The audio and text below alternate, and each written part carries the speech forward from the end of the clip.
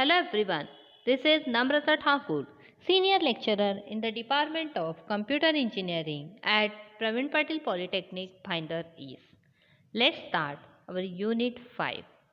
Students, we have already learned the Unit 1, 2, 3 and 4. So now the last unit of GAD is Unit 5 and Unit 5 is all about data binding and deployment. There are total two videos, part 1 and part 2 of the same chapter. So let's start the part 1. By watching this video, you will able to understand what exactly the data binding is and what are its different types and the steps for performing the data binding. As well as you are going to understand what exactly the navigation in the database is and how to perform the navigation in database. So the overall you are going to understand the data binding and the navigation in database. So students, let's learn the concept data binding and navigation. First of all, we will understand what exactly the data binding is. Student, as the name suggests, data binding. We are going to bind, that means we are going to link the data to some place or to some control. So in case of VB.NET, we are going to bind the data from the database. So this is the powerful feature provided by the .NET framework that enables the visual elements like toolbox, combo box, etc. to connect to the data source such as a data set. Now what exactly this all term is? Student. Now see here. Suppose you want to check your data from the college. What you will do? You will go to the office, you will ask the concerned person that I want to check my data, whether my data is submitted or not. What the concerned person will do, he or she will ask you your enrollment number and he will go to the search and he or she will put your enrollment number in a text box. And after putting that enrollment number, the different data will appear on the screen. So students, in that data you can able to see the name, after that suppose your mass, after that you can see that your address, and after that your contact number. So in front of the name, your name will appear like ABC. Suppose your mass is 98%, your address is suppose Bhinder, and your contact number is 123. So this data is already get stored in a database. But once I clicked on or once I entered your enrollment number, this data will appear in the specific box. So in front of name, name will appear, in front of mass, mass will appear, in front of address, address will appear. That means this data ABC is linked in the name, linked to the name, 90 is linked to the mass, and address binder is linked to the address. So we can simply say that we are linking or we are connecting this text box to the particular thing. So we are connecting this database to the particular control over here. So what I am doing, in one database I have already stored the data like name, address, marks, etc. and I am connecting that particular field to the text box called as a name, after that mass, after that address, and after that the contact number. So this is called as a data binding.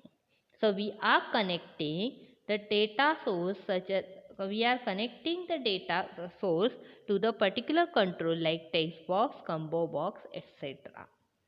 The two-way connection is established. Changes made to the data source are reflected immediately in the visual element. Suppose you are like ki, I want to change my contact number. What they will do? They will edit that particular contact number and click on the update button. So they are linking that particular number with that particular text box or particular field. So this is called as a data binding. So you can easily understand what exactly the data binding from this particular diagram. So in this diagram I have shown the database. In database different fields are there and we are binding that data object to the particular data. So this is called as a data binding. Now what are the advantages of data binding? See a student. Suppose I am saying that in front of name, the name will get appear. In front of address, the address will get appear. So it is showing me the data in a hierarchical or in particular manners, or it is organizing the data in a particular manner. If data binding is not there, the address ke jagah you will find out your contact number. So these things won't happen in while designing the software. Therefore, we are using the data binding. So because of data binding, you can write the data driven application very quickly. .NET binding allows you to write the less code and it will provide you the fast execution and it will provide the best way to link the data. Disadvantages are there, like more optimized code can be written by using unbound or traditional method. Complete flexibility can be achieved by using unbound approach. So there are two types of data binding. First one is a simple data binding and second one is a complex data binding. Students, simple things. If you are saying that your name in front of name there is only one text box appear. This is called as a simple data binding. One single data element you are linking, you are connecting, that is called as a simple data binding. But in case of complex data binding, see a student, suppose you are saying that select your state. So in front of state, there are n number of states like Maharashtra and other states should MP and all other states are appear over there. So here I am providing the compo box or list box over there. So whenever you are saying that you are allowing more than one controller or than one data element at that time, that is called as a complex data binding. So see a student. Simple data binding allows you to bind a single data element, involves binding a single data element such as a text box or label. But in case of complex data binding, it allows you to bind more than one data element. For example, combo box or data grid control. Now let's check out how to perform this data binding. Students, here are some steps for data binding, like creating MS Access database, designing the form using the different fields, select the data grid control, add the data source, select the data binding properties and select the appropriate field inside the table. So let's see in detail. Your first one is creating the database. Students, I have created one table called as a table 1 which consists of name, address and mass. These are the three fields. And I have designed one application by using the VB.NET. Here I am having three labels, name, address and result. And I am having two buttons, fill and after that the close. So here I am having the three text box 1, text box 2, text box 3 to show the data name, address and marks respectively. Here I have taken one data grid control to show the data. Now what I will do, I will create a database connection. How to create a database connection, that I have already explained in chapter 4 video. So kindly watch or kindly revise your concept of creating a data connection by watching chapter 4 video. So after creating a data connection, select a particular text box, for example text box 1 and go to its properties. Once you go to its property, you will find out one property called as a data binding.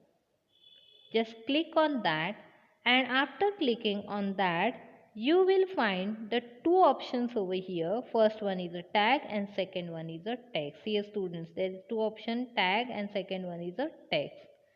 Select the option called as a text.